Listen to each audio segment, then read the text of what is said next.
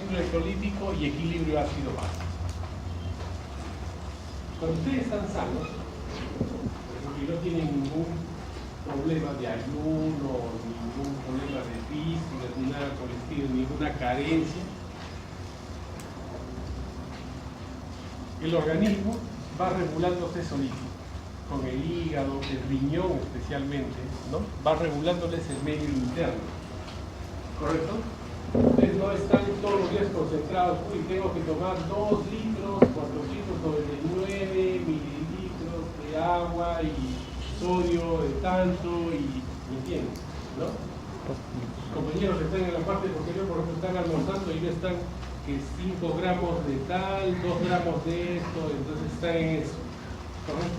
Porque es algo que es rutinario, ustedes tienen sus comidas diarias, desayuno, almuerzo, y entre comidas, sus frutas, sus aguas, no tienen ningún problema, lo hacen en forma inconsciente, ¿correcto? Y ahí va ingresando el requerimiento básico, diario, que necesita un organismo para sobrevivir. Si empiezan a comer demasiado, empiezan a engordar. Y si empiezan a sufrir y ya no comer, empiezan a desaparecer o a bajar de peso. ¿Correcto? Entonces, esto va directamente proporcional a la cantidad de ingesta.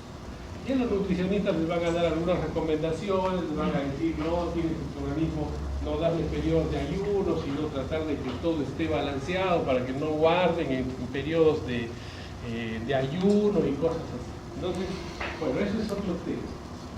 Lo que ustedes tienen que considerar que un paciente quirúrgico tiene una serie de peculiaridades. Uno es la enfermedad. Entonces, cuando un paciente está enfermo, por ejemplo, tiene una obstrucción intestinal, estamos en un curso de cirugía, o tiene una colecistitis aguda, o tiene una apendicitis, viene hiporexia, náusea, dolor abdominal, náuseas, vómitos. No solamente no come, sino empieza a vomitar y a perder agua, a perder alimentos, ¿no? Y encima, para operarse, le dicen, ¿sabe qué, señora? Usted tiene que tener un periodo de ayuno por lo menos de 6 a 8 horas. 6 a 8 horas de ayuno, ¿por qué? Porque si ustedes van a someter a ese paciente a la anestesia, ya sea general o regional, posibilidades de que ese paciente vomite y todo el contenido gástrico vaya a la vía respiratoria y haga una neumonía aspirativa son altas. Entonces, están enfrentándose en un paciente que por la enfermedad ya está con déficit de agua, electrolitos, y el periodo de ayuno también debe llevar a un déficit de agua y electrolitos, ¿correcto? Entonces ya tienen una situación diferente. El paciente se está operando. Imagínense que la operación dure 6, 8 horas, en el caso de una WIFE, ¿no? Cuando el paciente no puede estar pasando una comidita ahí mientras se está operando. También tiene un periodo largo durante la operación. Termina la operación, le dice no puede comer. Si es por ejemplo, una cosa sencilla, 6 horas. Ya. Después hay pacientes que colestitis, apendicitis, no, 24 horas no pueden comer, 24 horas. No, a este paciente le hemos hecho una resección intestinal y una anastomosis. Para que prenda esa anastomosis, este paciente no come 3 días. Y al tercer día empieza con el agüita y todo. Entonces ustedes se están dando cuenta de que el paciente quirúrgico tiene una serie de peculiaridades. Tiene cosas que evidentemente ustedes tienen que tener este conocimiento. El conocimiento de manejar un buen balance hidroelectrolítico. Ver cuánto ingresa de agua, cuánto sale de agua, cuánto de electrolitos, y si tiene una fístula, cuánto va perdiendo, la nutrición, ¿no? Cuánto tiempo este paciente puedo tenerlo sin comer, cuándo tengo que pensar en darle una nutrición enteral, una nutrición parenteral, las hipoproteinemias, cómo lo tengo que manejar, cuando este paciente está entrando en una acidosis metabólica, en una alcalosis metabólica, una acidosis respiratoria, una alcalosis respiratoria, o sea, tengo que ir viendo todas estas cosas. ¿Para qué? Para nosotros empezar a ver que ese paciente ya no es como todos ustedes que no necesitan esos requerimientos. Y no le van a dar por vía oral, algunas cosas le pueden dar por vía oral, le tienen que dar por vía parenteral, tienen que estar controlado y todas estas cosas. Entonces, esa es la importancia por la cual nosotros vamos a tocar este tema, ¿no? Entonces, estos son puntos básicos que definitivamente ustedes ya lo saben y simplemente es recordar, fijar algunas cosas, ¿no? Ustedes, distribución del agua y electrolitos, ya lo han visto en unas clases anteriores, saben que hay una agua de producción endógena y una agua exógena, ¿no? Entonces, normalmente el agua exógeno, ¿cómo ingresa al organismo? Por gradiente osmótico entre el intestino y el plasma. Se presenta el gradiente, el agua pasa definitivamente del intestino al plasma. Y el agua endógeno, fundamentalmente, es por la oxidación en el metabolismo tanto de lípidos, proteínas, de carbohidratos, ¿no? Entonces, el agua de oxidación es un agua definitivamente. Si en el examen me preguntan, ¿el agua, producto de la oxidación es exógeno o endógeno? O sea, las preguntas van a ser así, o sea, no van a ser muy complicadas, rebuscadas, de que de repente les busco las letritas chiquitas del libro de Schwartz, una cosa así para poder jalarlo, porque el doctor es malo, ¿no? Es algo que ustedes tienen que saber, ¿correcto? El balance, miren, ahí es, para que ustedes puedan hacer un balance como en contabilidad, ¿qué es lo que hacen? Ingreso y egreso, o ingreso y pérdida. El ingreso, por ejemplo, inferido se calcula más o menos 1500 de agua que tiene que ingresar y producto de la oxidación 1000, o sea, son 2500 de ingreso. En pérdidas, 1500 en la orina, 250 en las heces, 750 en las pérdidas insensibles, aquí el 75% corresponde al sudor y a los pulmones 25%, que hace 2500. ¿Correcto? Estas pérdidas generalmente son estándar, o sea, son pérdidas que se calculan en un paciente. Generalmente, cuando ustedes trabajen en un paciente, medidas, cálculos y todo eso, y posiciones, ¿no? Ya en anatomía les han enseñado que es en la posición anatómica, el paciente en bipedestación, con los pulgares hacia afuera, ¿no? Y esa es la posición anatómica. Y el peso que se toma por consenso es un paciente de 1,70 m con 70 kilos, más o menos. ¿Ya? Eso es más o menos la idea de todos estos cálculos, en qué tipo de paciente está, porque tampoco esto, por ejemplo, 2500 en un pacientito así de este tamañito, ¿no? O uno de 3 metros o 2 metros, más o menos. Eso es lo que, cuando ustedes le hablen de cálculos, de posiciones y todo, imagínense un paciente de posición de bipedestación, con los brazos extendidos, los pulgares hacia afuera, y con 70 kilos de peso y 1,70 m. Eso es el consenso, ¿ya? Entonces aquí el ingreso, 1500 puede variar si las pérdidas son mayores y los requerimientos mayores. Esto es lo único que puede variar. Todo lo demás es estándar. Causas donde hay incremento de la pérdida de agua, mire la taquipnea. ¿Qué significa taquipnea? Aumento en la frecuencia respiratoria. Fiebre, ambiente caliente, por ejemplo, ahorita están perdiendo agua, ¿no ustedes? ¿Ya? Por eso todos están con su frasco de agua al costado, ¿no? Algunos ya nos estamos quedando dormidos, quemaduras, diabetes, diarrea, cirugía, ¿ya? Cuando ahora se hace, no sé, depende de los hospitales, yo particularmente hago muy poca cirugía abierta, no quiere decir que no sepa hacer cirugía abierta, pero preferentemente yo hago cirugía laparoscópica. Y lo que ustedes tienen que entender que esto va cambiando.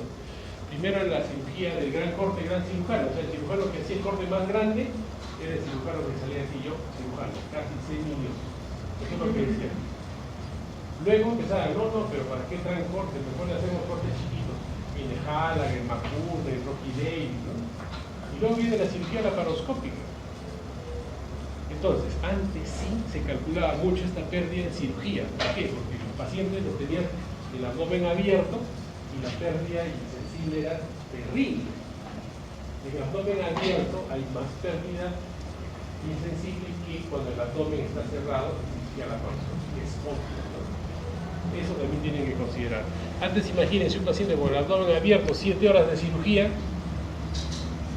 y habían cálculos, ¿no? Fórmulas para ver cuánto de agua había perdido realmente ese paciente.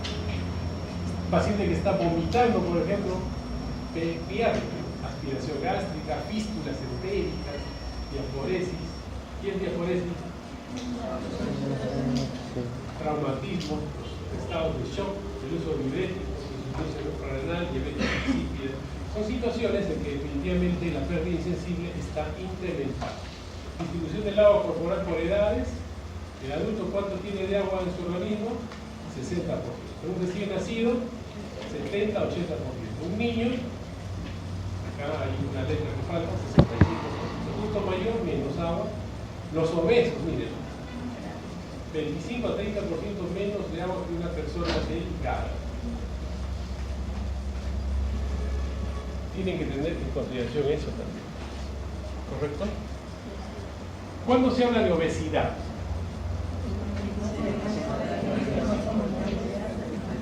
Cuando el índice de masa corporal pasa de 25, 30,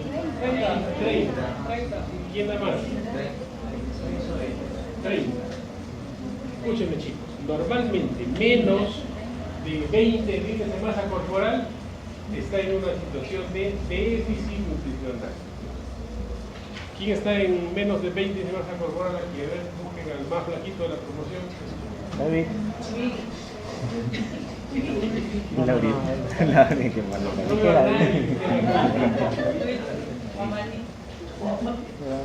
Luego, entre 20 y 25 de índice de masa corporal es lo ideal, es lo normal, ¿correcto? 20 y 25. Entre 25 y 30 de índice de masa corporal, ¿cómo se llama? Sobrepeso, ¿correcto? Sobrepeso. Y cuando pasan los 30 de índice de masa corporal es obesidad. Entre 30 y 35, obesidad grado 1. Entre 35 y 40, obesidad grado 2. Mayores de 40 de masa corporal, obesidad grado 3. Obesidad mórbida, ¿correcto?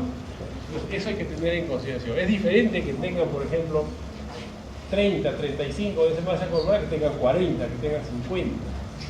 ¿Ya? Eso es importante. ¿Ya? Y en esos casos ya no le van a calcular pues, 200 kilos, a ver, el requerimiento de agua tanto, no. Tiene que calcularle en función a esto, ¿no? Considerando que el 20% tiene 20-30% menos agua. ¿Ya? Ahora, distribución del agua corporal, miren, estos porcentajes tienen que manejarlos siempre. Total de 60%, estamos tomando a una persona adulta, 42 litros. En el intracelular, o sea, dentro de las células está el 40%. O sea, la mayor cantidad de agua que nosotros tenemos están atrapadas dentro de la célula, 28 litros. En el extracelular tenemos el 20%. Y en el extracelular, o sea, fuera de la célula, vamos a ver en el plasma y en el espacio intersticial. En el espacio intersticial, 15%, y en el plasma, el 5% de agua. Esas son las proporciones que nosotros debemos manejar del agua. Electrolitos son sustancias que disueltas en el agua se disocian en partículas pequeñas con carga eléctrica positiva o negativa que se denominan iones. Hay iones extracelulares y intracelulares. El ion extracelular por excelencia es el sodio y el intracelular por excelencia es el potasio. ¿Ya?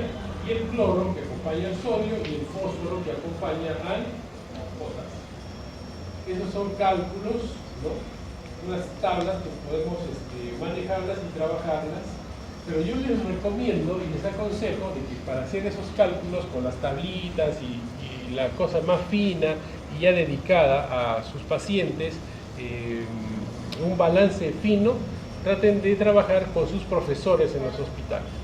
Digan, profesor, mañana hacemos balance, vamos a trabajar balance, ingresos, egresos, tanto de agua, agarran su frasco de dextrosa, saben que tiene 1 litro, al 5%, ¿qué significa?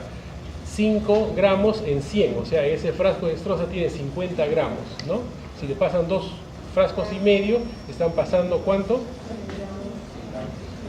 125 gramos. ¿Cuánto requiere lo mínimo de glucosa al día? Ahí está. en la ampolla de hipersodio, cuánto tenemos la ampolla de hipersodio, cuánto tenemos la ampolla de calium y todas esas cosas. Entonces, eso agarra la ampolla ahí de los coches que están en la visita y ustedes ya en vivo y en directo dicen, tantos mil equivalentes de sodio, tantos de potasio. O sea, trabajenlo de esa forma para que no se olviden nunca. Y ustedes van a ver un detalle, de que cuando están pasando visita dicen automáticamente, NPO. ¿Qué quiere decir NPO?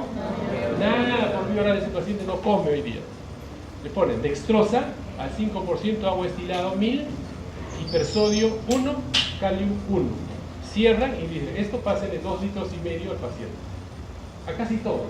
No lo ven un poquito flaquita así como la doctora, 2 litros. Lo ven como el doctor, 3 litros.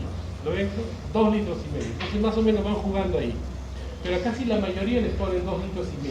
Y ustedes dicen, oye, pero ¿por qué le ponen a todos 2,5 litros? Más o menos porque los cálculos van a salir por ahí, ¿ya? Pero quiero que lleguen al cálculo preciso. Necesita 2 litros 350, por ejemplo. No necesitan toda la ampolla, sino necesitan el 80-90% de la ampolla. Si trae 10 mililitros, necesita 9 centímetros, una cosa. Pero que es casi lo mismo, ¿correcto? ¿Por qué? Porque si ustedes se equivocan con las ampollas, el gran regulador es que tengan un buen riñón. ¿Quién es el que corrige todas los cálculos inadecuados? El riñón. Si tienen un buen riñón y hacen un cálculo inadecuado, ya está. Es como, por ejemplo, los deportistas, ¿no?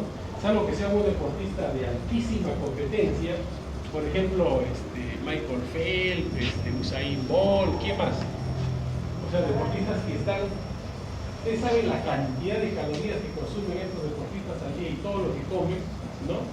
Y la hidratación y los balances que tienen es impresionante, o sea, es incalculable, ¿correcto? Salvo que sean ellos, ¿no? Ustedes, por ejemplo, hacen ejercicios o caminan un poco, ¿cómo deben reponer esa pérdida que ustedes tienen? ¿Con agua o con su Gatorade y esas cosas? Agua, simplemente necesitan agua.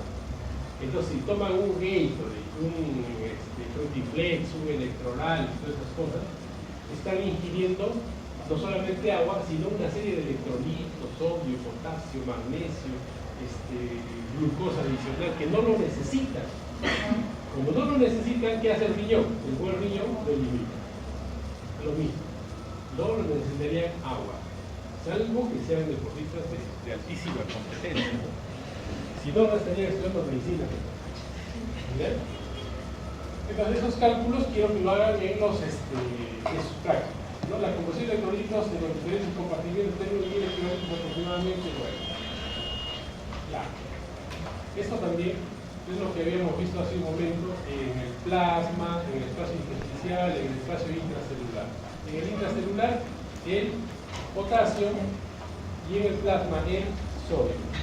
Ustedes van a escuchar también un pequeño comentario que se les hace, que le hacen algunos profesores. Yo no sé, cada vez escucho menos, no sé porque de repente las incisiones son mínimamente invasivos, ¿no?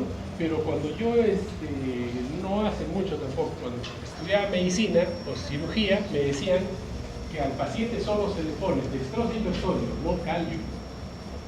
Porque cuando ustedes hacen la apertura de la piel, rompen los tejidos y ese potasio pasa al torrente sanguíneo y por lo tanto el paciente en el postoperatorio tiene una hipercalemia, o sea, el potasio alto. Entonces todavía hay algunos profesores, de repente no sé, que les puedan decir, pero potasio no se les pone, ¿por qué? Porque asumen de que cuando hay daño tisular, cuando hay apertura, ¿no? Se rompen las células y eso pasa al torrente sanguíneo y hace una hipercalemia. Y eso no es del todo cierto, porque la cantidad de potasio que ingresa, y eso ya está demostrado en revistas y hay una evidencia donde es insignificante. Por lo tanto, los pacientes quirúrgicos necesitan ese ion, o sea, necesitan tanto el sodio como el potasio. Por eso, por lo menos en mis indicaciones, o en la mayoría de indicaciones de cirujano, va dextrosa, hipersodio y calium. Pero tienen que estar atentos que si en algún momento les preguntan, ¿pero por qué potasio? Ya saben que existe esa posibilidad. ¿Correcto? Concentraciones de electrolitos en algunos líquidos, en el plasma, saliva, jugo gástrico. Miren, en el plasma son estas las concentraciones, ¿no? ¿Y ustedes cómo ven las concentraciones de los electrolitos en el plasma? Sacan sangre, hacen medición de electrolitos en plasma y debe estar en esos valores, ¿correcto? O le hacen un AGA y electrolitos y ven los electrolitos. Esto es la sangre. Pero se dan cuenta ustedes que en el líquido cefalorraquídeo, la saliva, en el jugo gástrico, no es la cantidad de electrolitos que hay en el plasma, o sea, es menos. Por eso que tienen que considerar eso para poder reponer si se necesita. Entonces, si ustedes tienen un paciente que, por ejemplo, está vomitando o pierde demasiada saliva, puede reponerle simplemente con agua y un poquito de sodio, un poco de potasio. O sea, no es las concentraciones tan altas como para poder pensar en ponerle más sodio y más potasio, más electrolitos. Miren, pero ahora varía un poco cuando ustedes tienen ya el sodio, el potasio en la bilis, en el jugo pancreático, en el yeyuno, en el ilio, en el sudor. O sea, cuando tenemos pérdida por bilis, jugo pancreático, yeyuno o ilio, la cantidad de electrolitos que se pierden ya son muy similares a las del plasma. Ya que eso tendría que tener en cuenta. Y el sudor, a pesar de que es salado, 45 mil equivalentes, que es la tercera parte de lo que teníamos en el plasma. Composición corporal total de líquidos y electrolitos, estos de sodio, potasio, tanto en un hombre, en una mujer, un equivalente, cuántos gramos tenemos de sodio, ¿ya? Y cuántos gramos tenemos de potasio. Eso es un cálculo matemático, ¿no? Pérdidas ordinarias promedio de agua y electrolitos en 24 horas. Por pulmón y vía cutánea, se supone que es con el sudor, 1000. Renal, 1500. Digestiva, 200. 2700 es la pérdida de agua. De sodio, miren cuánto se pierde, de cloro, de potasio. Esto es importante saber estas pérdidas para hacer la reposición. ¿Ya? Composiciones endovenosas más usadas. Miren, esta es una diapositiva antigua, ¿no? Y hay muchos soluciones que ya no se usan. ¿Alguien ha visto en algún hospital el lactato de Ringer, por ejemplo? ¿Sí o no?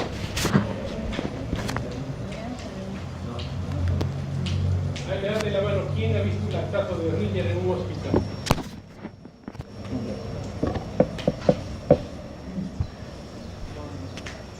Solución polielectrolítica. La solución polielectrolítica también está, pero ya no se usa. Ya no se usa mucho, porque con la combinación de cloro, sodio, calio y con el manejo que se hace entonces aquí miren, tenían mezclados al 5%, eso todavía hay, ¿no? De lo que más se utiliza al 10%, al 20%, al 50%, las combinaciones de cloruro de sodio, ¿no? Al 9 por 1000, al 20%, glucosa al 33.3, monitor todavía hay, sorbamil, que era para darle soporte nutricional a los pacientes, ya no hay, por ejemplo, sorbamil. Entonces, ahora nos estamos quedando con menos productos, pero que tienen mucha utilidad. Trastornos hidroelectrolíticos, siempre ustedes tienen que tener en consideración estos tres conceptos. Los trastornos hidroelectrolíticos van a estar ligados a trastornos de volumen, trastornos de concentración y trastornos en la composición. ¿Ya? Eso tenemos que quedarnos claro. Yo sé, chicos, que esta clase es pesada. A mí tampoco me gusta mucho, pero tengo que enseñar. Y tienen que ustedes saberla. Es más bonito ver una operación, ver qué se está haciendo y todas esas cosas, ¿no? O alguna patología en especial. Esto es pesado y la hora también es pesada. Yo sé que ustedes han estudiado ayer, se han levantado temprano, han ido al hospital con la atención, con el micro y con todo eso. Los que han almorzado ahora ya están con la... ¿no? están alcalóticos y están empezando a quedarse dormidos. Entonces, esas cosas. Pero vamos a pasarlo bastante rápido para hacerlo dinámico y se van a quedar con estas diapositivas para que ustedes puedan estudiar. Trastornos de volumen. Los trastornos de volumen hay los grados de deshidratación. Leve, moderada y severa. ¿Está bien? Leve, moderada y grave. De 5 al 10%, de 10 al 20, más del 20%. Entonces, cuando ustedes les hablan de problemas de volumen, definitivamente se van a las deshidrataciones. Sencillo. Entonces, un paciente que va a ser sometido a una cirugía electiva con ese periodo de ayuno, más las náuseas, vómitos y las pérdidas que tiene, ¿estará en una deshidratación, sí o no? Sí. Entonces tienen que tratarlo como un deshidratado. ¿Leve, moderado o severo? Generalmente leve, una deshidratación leve. Y esto no se debe olvidar nunca a ustedes, chicos. Cuando llega un paciente deshidratado, ¿qué le ponen? ¿Destrócico de sodio, calium o cloruro? Cloruro, de frente cloruro. Porque es isoosmolar, le llaman. ¿Por qué es isoosmolar? Porque es lo que más se parece al plasma. ¿Correcto? Cloruro. Entonces dicen, no, este paciente está deshidratado. Y ustedes como médicos agarran destrócico de sodio, calium. ¿Y su compañero qué le dice? Este no es de la Ricardo Palma. ¿Está bien? Deshidratados, sinónimo de ponerle cloruro. Tiene que ponerle cloruro de todas maneras.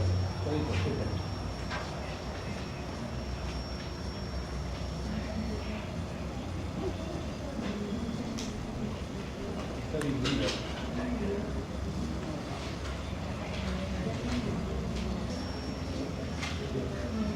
Trastornos de la concentración. Entonces, trastornos de volumen, deshidratación. ¿Leve, moderado? Trastornos de la concentración. ¿Concentración qué significa? Que sube el sodio o baja el sodio, ¿correcto? Ahí están las hiper y las hipo. Hipernatremia, hiponatremia, hipocalemia, hipercalemia, ¿correcto? Hipernatremia, mire, ¿cuándo se considera leve, moderado, grave? Hiponatremia igual, la hipercalemia igual. Con el potasio hay que tener muchísimo cuidado, porque cuando hay una hiponatremia puede haber un paro, y cuando hay hipernatremia igual un paro. O sea, el potasio hay que tener mucho cuidado. Potasio. Uno da paro en sístole y el otro da paro en diástole. ¿Correcto? Entonces, los trastornos de concentración es cuando los electrolitos se van para arriba o para abajo. Entonces, acá algunas causas para que puedan repasar de la hiperpotasemia, por ejemplo, causas de la hiperpotasemia. Entonces, vamos a pasarlo rápido. Es importante que lo sepan, pero que tampoco se desvivan por aprender de eso. Poco a poco lo van a ir aprendiendo. ¿Ya? Entonces, ¿qué alteraciones tenemos? Uno, de volumen, deshidratación, ¿correcto? ¿Qué otras alteraciones? De la concentración, cuando hay hiper o hipo, natremia o calemia. Esto sí quiero que me graben bien, trastornos en la composición. Lo otro es sumamente sencillo. Aprenderse las causas de la hipernatremia, de la hiponatremia, de la hipocalemia, es súper sencillo. Esto es lo que quiero que ustedes comprendan un poco, que es algo que suena un poco difícil y que tienen que manejarlo ustedes bien. Cambios, este es un trastorno de la composición, el equilibrio ácido-base, las famosas acidosis y las famosas alcalosis. ¿Han escuchado hablar ustedes de eso? De la acidosis metabólica, de la alcalosis metabólica, de la acidosis respiratoria, ¿sí o no? Súper sencillo para que ustedes puedan entender. Acidosis metabólica, alcalosis metabólica. Acidosis respiratoria y alcalosis. Las enfermedades la mayoría o todas las enfermedades van a tratar de alterar este equilibrio. ¿Qué enfermedades alteran tal o cual? Vamos a ver ahora. Acidosis metabólica. La acidosis metabólica, ¿ya? La acidosis metabólica es retención de ácido fijo o pérdida de bicarbonato de base. Por ejemplo, ¿quiénes hacen acidosis metabólica? Los diabéticos descompensados, la hiperazolemia, acumulación de ácido láctico, que hacen ejercicio, ¿no? Inanición, lleva a llegar a una acidosis metabólica, trastorno en el riego tisular. ¿Correcto? Trastorno en el riego tisular. Graben la última parte, trastorno en el riego tisular, que hace una acidosis metabólica. ¿Cuándo hay una alteración en el riego tisular? Cuando hay un estado de shock. Y la mayoría de shocks terminan en acidosis metabólica. Y el shock que ustedes van a aprender en cirugía es un shock. ¿Cómo se llama el shock? Producto de infecciones. Un shock séptico. Entonces, en el shock séptico hay un trastorno del riego tisular. ¿Cómo así? El shock séptico lo que hace es una hipoperfusión tisular porque baja la presión. Entonces, no hay trastorno de volumen, sino es un trastorno a nivel de los vasos sanguíneos. Los vasos sanguíneos se dilatan, retienen la sangre y no llegan a los tejidos, por eso hay una hipoperfusión. Por eso estos pacientes que tienen shock séptico severo necesitan un complemento de lo que se llaman vasopresores, o sea, medicamentos para ajustar los vasos y de esa forma la sangre empiece a fluir un poco más. ¿Y qué vasopresores ustedes utilizan? Dopamina, adrenalina.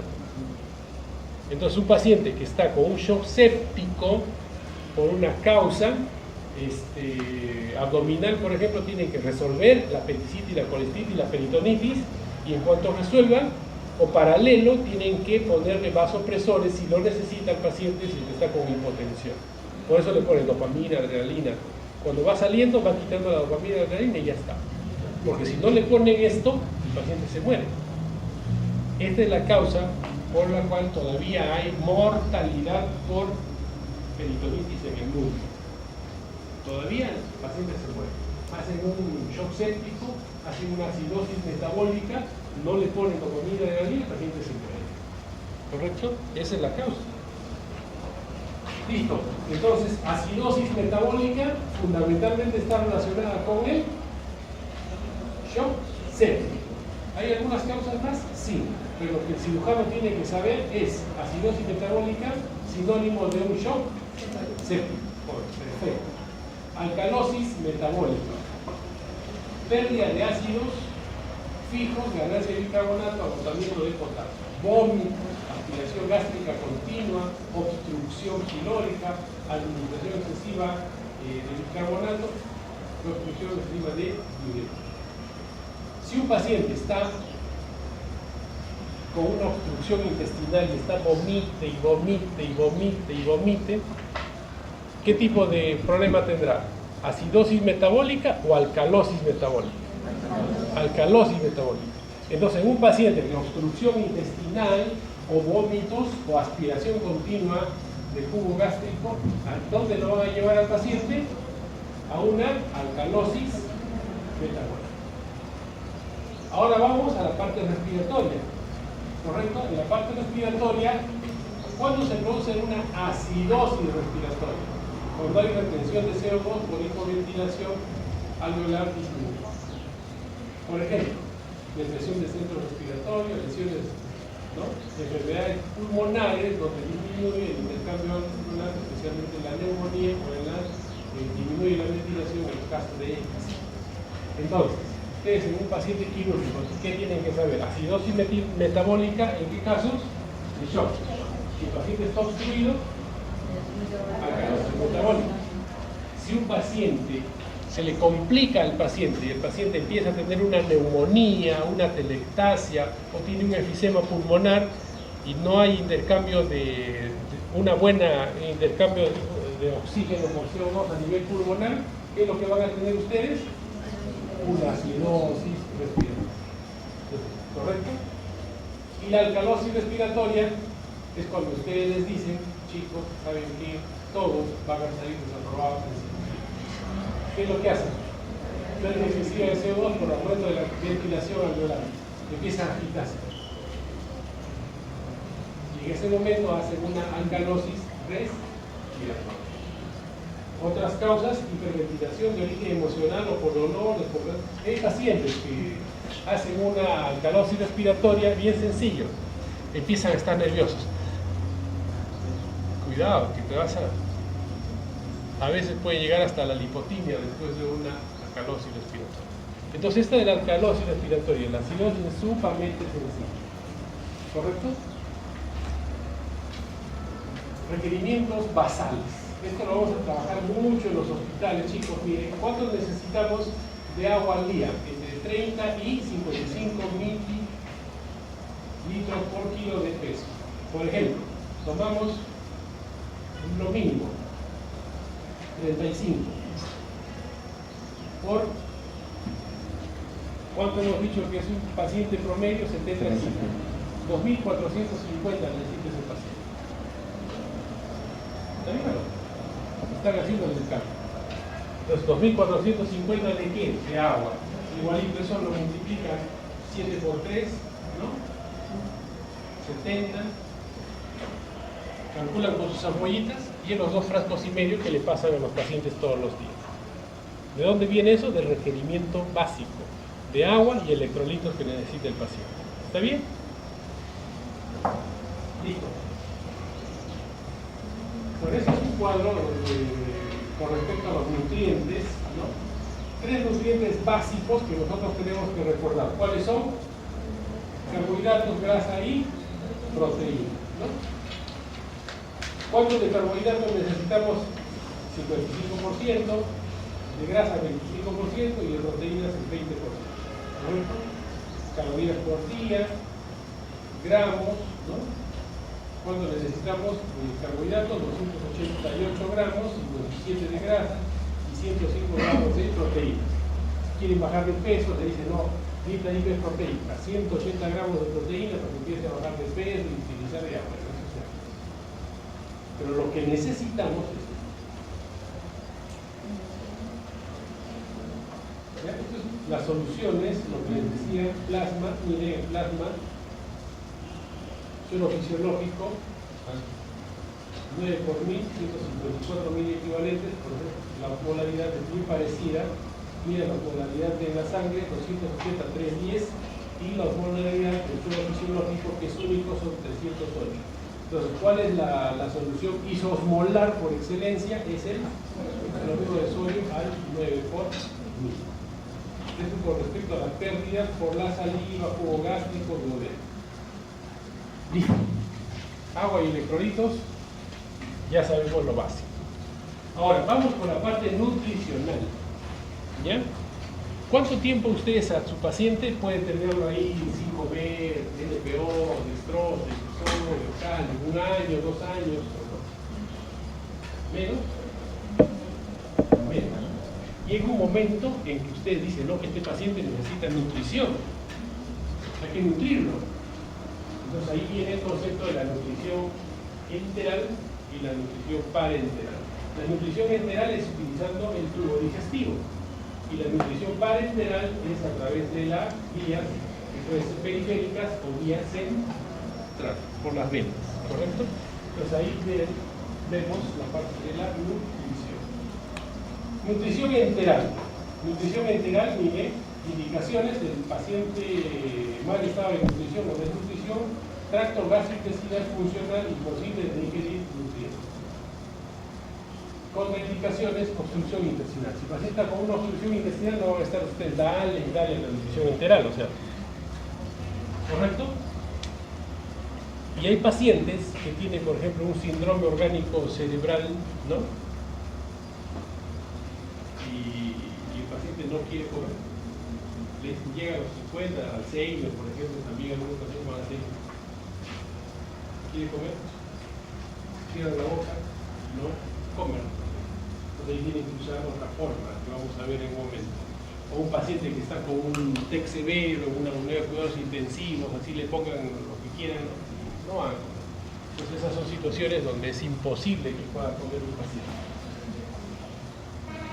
¿Ya? Ventajas, el costo, definitivamente la nutrición enteral es más económica que la parenteral, la flora bacteriana, trastornos de la flora bacteriana, barrera intestinal, la diarrea, los probióticos, la parte de las desventajas.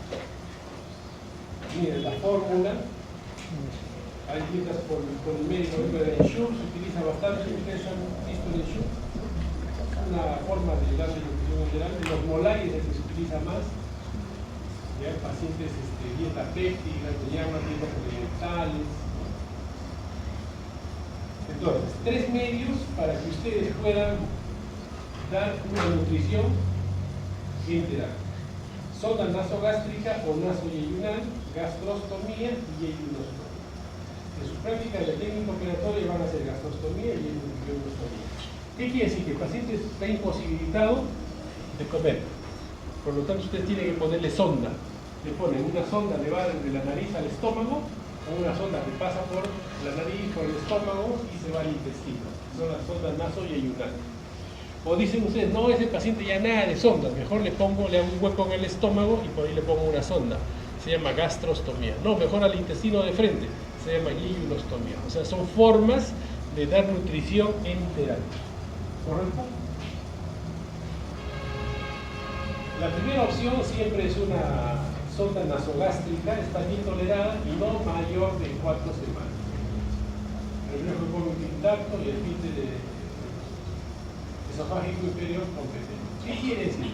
Una sonda nasogástrica, ustedes le ponen a un paciente para nutrir, no puede pasar de 4 semanas, o sea, un mes. ¿Correcto? ¿Por qué? Porque cuando pasa la sonda es gruesa, tiene más o menos 14 o 16 French la sonda. Esa sonda hace de que el esfínter esofágico inferior esté entreabierto y hay riesgo de reflujo y el paciente se puede aspirar. Entonces, cuando tienen una sonda nasogástrica puesta, hay mucho riesgo de aspiración. Ese es el motivo por el cual no puede estar más de 4 semanas. Ahora, una alternativa a la sonda nasogástrica es una sonda nasoyeyunal, que es mucho más delgadita y va de frente al intestino. Entonces no hay mucho reflujo y podría ayudar un poco más. Esa es la siguiente, que es una sonda nasoyeyunal. Miren, esta es la sonda nasoyeyunal más delgada. ¿Ya? Nasoenteral o nasoyeyunal. Ya son más delgadas.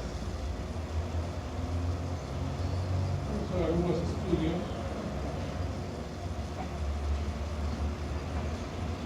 Y la otra opción es hacerle ya por un procedimiento o quirúrgico o endoscópico una gastrostomía o una yeyunostomía.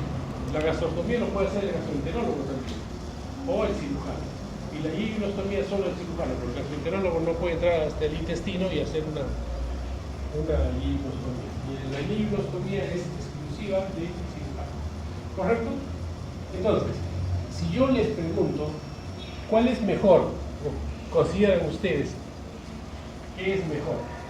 Por ejemplo, muchos se hablan, no, yo prefiero que mi novio, mi enamorado o mi enamorada sea natural. ¿Qué significa natural? Sin arreglos, con la cara lavada,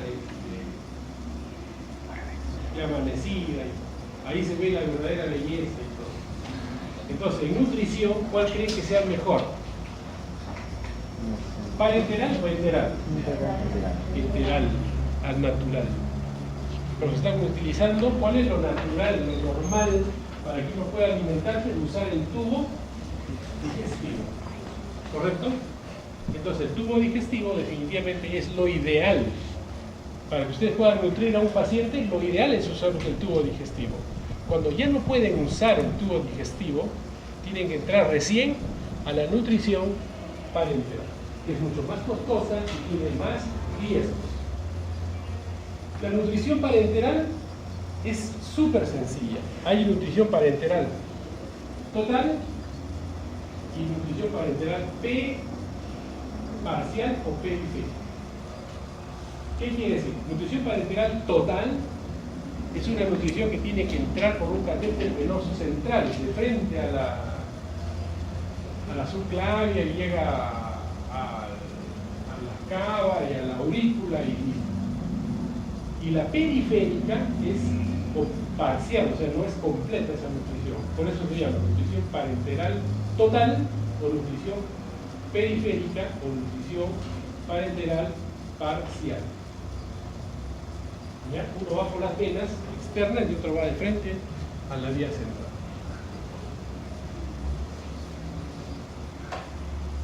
Se diferencia el contenido de glucosa de aminoácidos. Uno es realmente tiene más concentración la nutrición parenteral total.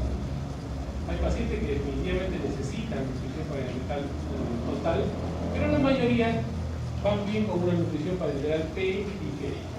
Se administra, evita complicaciones relacionadas al acceso venoso central. Siempre es un riesgo tener un catéter de la vía central, una embolia y todas esas cosas. Su administración es un poco más segura, ¿no? Se indican compromisos funcionales del intestino que requieren nutrición por menos de 14 días. Si ustedes van a nutrir a ese paciente menos de 14 días, le ponen periférico. Pero ya si van a tener a un paciente que no puede comer, no pueden utilizar el tubo digestivo y va a ir a nutrición, por ejemplo, un síndrome de intestino corto, un paciente que le sacaron todos los intestinos, dejan un pedacito de yeyuno, y ese paciente va a necesitar nutrición por mucho tiempo. ¿Qué nutrición será? ¿Periférica, enteral y todo? No, tiene que ser total, con catéter y por el tiempo que sea necesario. ¿Ya? Entonces, eso es lo que tienes que valorar. Menos de 14 días, periférico. Más de 14 días tienen que ya pensar en entrar a una nutrición parenteral total. ¿Ves? Se administra por catéteres periféricos de un calibre de 18, una aguja de 18. ¿No? Complicaciones. La complicación más importante son las flebitis, ¿no? La flebitis tiene que ir cambiando y hay infección. Nutrición parenteral total, pacientes que no pueden obtener nutrientes a través del tubo digestivo, de nutrición severa en el preoperatorio, el tratamiento adecuado de 7 a 10 días y solo 2 a 3 días en el postoperatorio. ¿Esto cuándo se aplica? Por ejemplo, un paciente que tiene una desnutrición severa y tiene un cáncer de cabeza de páncreas, por ejemplo, va a entrar a una WIPE. El paciente tiene 1.5 de albúmina, el paciente está caquético, desnutrido. Entonces, ¿qué hacen? Para nutrirlo rápido, entra nutrición parenteral total, 7 a 10 días. Después de la operación lo dejan 2 a 3 días y ya está, listo. Entonces lo han optimizado al paciente para poder operar. Entonces, ¿cuál es la forma de optimizar a un paciente desnutrido para una intervención quirúrgica rápida? Enteral, parenteral periférico, parenteral total. Parenteral total, ¿ya? Parenteral total. En ese caso tienen que usar ese tipo de nutrición. Hay una serie de soluciones para la nutrición parenteral total. Ya, miren, a través de un catéter venoso central, la subclavia es la que está bien tolerada, el porcentaje de infección es bajo comparado a la vena femoral, ¿no? Se va poniendo gradualmente 1000 calorías en 24 nuevos clientes para alcanzar la meta, ¿no? Y eso es lo que nosotros tenemos que recordar. Chicos, entonces, ¿qué mensaje, qué resumen tenemos que tener lo de hoy? Uno, de que todo cirujano tiene que saber y tiene que conocer el equilibrio ácido-base, ¿no? Balance electrolítico, tiene que conocer nutrición. Uno, en nuestras indicaciones diarias está ponerle de acuerdo al requerimiento del paciente dextrosa, sodio, calio. ¿Con qué objetivo? De darle agua y de darle los electrolitos para que exista un adecuado balance. ¿Correcto? Hemos visto los trastornos tanto de volumen, de la composición, ¿no? De los electrolitos, de la concentración también, que son las hiper, las hiponatremias. Tenemos que ir aprendiendo. El otro concepto que tenemos que tener es de que si nuestro paciente va a estar muchos días sin nutrirse, tenemos que darle un soporte nutricional. ¿Cuánto tiempo es el límite en el cual nosotros ya tenemos que pensar en nutrición dependiendo de cada caso? Pero más o menos es entre 7 y 10 días. Máximo 7 días ustedes un paciente les pueden tener sin comer. ¿Por qué? Porque entre 7 y 10 días es donde se agota y se consume el glucógeno hepático y el glucógeno que está en los músculos. Cuando ya se acaba la reserva de glucógeno hepático y muscular, definitivamente el paciente empieza a entrar en una serie de carencias y una serie de problemas. No es un paciente que ustedes sospechan que va a tener un periodo largo de inanición, tienen que pensar en el soporte nutricional. ¿Cuál es mejor en el soporte nutricional? ¿El enteral o el parenteral? El enteral es el mejor. ¿Correcto? ¿Y en qué momento ustedes le quitan el soporte nutricional al paciente? A ver, ¿quién me dice? ¿En qué momento le quitan el soporte nutricional al paciente? De forma práctica. A ver, ¿quién me... ¿En qué momento le quitan la nutrición? Ya está enteral, la nutrición. Hay marcado de nutrición. Es una cuestión de lógica.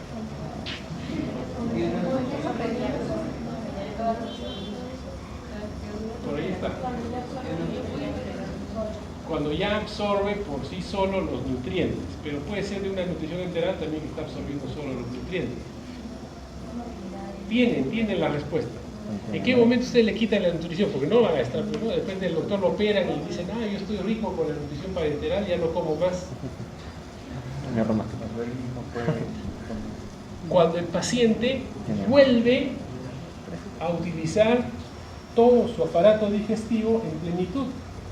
¿Qué quiere decir? Empieza a comer, a masticar, a saborear, y está comiendo. ¿Ya para qué le van a dar nutrición? Pues si el paciente ya está comiendo, ¿me entienden? Entonces, ¿en qué momento se suspende la nutrición parenteral, enteral? Se suspende cuando ya el paciente está comiendo. Pero ustedes van a ver que el paciente está fistulizado, le cerraron la fístula, le hicieron las anastomosis, todo, le empiezan a dar de comer, le dan 2 días más de soporte, le quitan porque ya está comiendo, ¿para qué te voy a dar? ¿Correcto? Ya regresaron a la normalidad. Entonces el momento de suspender la nutrición enteral o parenteral es cuando el paciente ya está utilizando el tubo digestivo por sí solo. ¿Y cuál es el plazo máximo que le dan desde que está usando el tubo digestivo? 2 días. Comiendo bien 2 días le quitan la nutrición. Listo, chicos, muchísimas gracias por la atención prestada y nos vemos en la siguiente clase. ¿Ya?